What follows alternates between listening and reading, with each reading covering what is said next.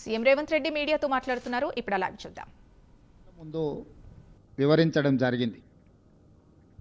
సరే, ఎవరు ఎన్ని మాట్లాడినా నేను ఒక సూచన చేయదలుచుకున్నా. ముఖ్యంగా జూబ్లీహిల్స్ శాసనసభ నియోజకవర్గ ఓటర్ మహాశైలకు 2004 నుంచి 2014 వరకు 10 సంవత్సరాలు తెలంగాణ రాష్ట్రంలో కానీ కేంద్రంలో కానీ కాంగ్రెస్ పార్టీ అధికారంలో ఉన్నది. 2014 నుంచి 2024 వరకు 10 సంవత్సరాలు రాష్ట్రంలో బీఆర్ఎస్, కేంద్రంలో బీజేపీ అధికారంలో ఉంది.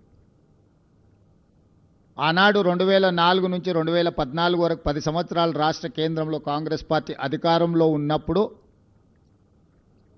హైదరాబాద్ నగర అభివృద్ధి, హైదరాబాద్ నగరం ఏ విధంగా గ్రోత్ ఇంజన్గా ముందుకు సాగిందో 2014 నుంచి 2024 వరకు బీఆర్ఎస్, బీజేపీ ప్రభుత్వాలు తీసుకున్న నిర్ణయాలు, చేసిన అభివృద్ధి ఏంటి అనేది పోల్చి చూసి అంచనా వేసి ఈరోజు మీరు ఓటు వేయాల్సిందిగా నేను ఓటర్లకు విజ్ఞప్తి చేస్తున్నా. భారతదేశంలోనే మెట్రోపాలిటన్ నగరాలలో ఢిల్లీ, ముంబై, చెన్నై, బెంగళూరుతో పోటీ పడే విధంగా హైదరాబాదు నగరం ఎప్పుడు అభివృద్ధి చెందింది? తెలంగాణ రాష్ట్రం ఏర్పడ్డ రోజు 16,000 కోట్ల రూపాయల మిగులు బడ్జెట్తో ఈ తెలంగాణ రాష్ట్రాన్ని, హైదరాబాద్ నగరాన్ని కల్వకుంట్ల చంద్రశేఖరరావు గారికి కాంగ్రెస్ పార్టీ అప్పగించడం జరిగింది. 69,000 కోట్ల రూపాయల అప్పుతో 16,000 కోట్ల రూపాయల మిగులు బడ్జెట్తో తెలంగాణ రాష్ట్రాన్ని చంద్రశేఖరరావు గారికి అప్పచెప్తే 2014 నుంచి 2024 మాకు అప్పచెప్పే సమయానికి 8,11,000 కోట్ల రూపాయల అప్పుతో మాకు వారు రాష్ట్రాన్ని అప్పగించడం జరిగింది. ఆనాడు కాంగ్రెస్ పార్టీ అధికారంలో ఉన్నప్పుడు ఈరోజు కనిపిస్తున్న అభివృద్ధి మొత్తం తెలంగాణ రాష్ట్రాన్ని ఆర్థికంగా నిలబెట్టి ప్రపంచ ముఖచిత్ర పటంలో గుర్తింపు తీసుకొచ్చిన ప్రాజెక్టులన్నీ కూడా ఈ నగరంలో నిర్మించినవి కాంగ్రెస్ పార్టీ రాష్ట్రంలో, కేంద్రంలో అధికారంలో ఉన్నప్పుడు.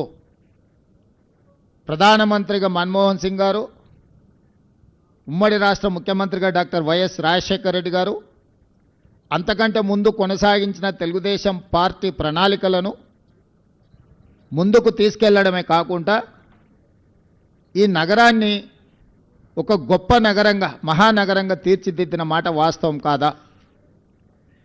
ఈనాడు కనిపిస్తున్న హైదరాబాద్ నగరంలో ఉన్న hitech city, outer ring road, అంతర్జాతీయ ఎయిర్పోర్ట్, మెట్రో రైలు, కృష్ణా గోదావరి జలాల తాగునీటి పథకాల ప్రణాళికలు, అదేవిధంగా విద్యకు సంబంధించి ఒక నాలెడ్జ్ హబ్గా తయారు చేయాలని ఐఎస్బి, నల్సర్ యూనివర్సిటీ, IIIT ఇట్లాంటి గొప్ప విద్యా సంస్థల్ని ఆనాడు కాంగ్రెస్ పార్టీ ఈ రాష్ట్రానికి, నగరానికి తీసుకొచ్చింది. ఎక్కడ కూడా వివక్ష చూపించకుండా తెలుగుదేశం పార్టీ ఆలోచనలో అవసరమైన అభివృద్ధిని ఆ 10 సంవత్సరాలు కాంగ్రెస్ పార్టీ కొనసాగించడం వల్ల ఈరోజు అంతర్జాతీయ ప్రమాణాలతో కూడుకున్న నగరంగా 16,000 కోట్ల రూపాయల మిగులు బడ్జెట్తో తెలంగాణ రాష్ట్రాన్ని చంద్రశేఖరరావు గారికి అప్పచెప్పినాము.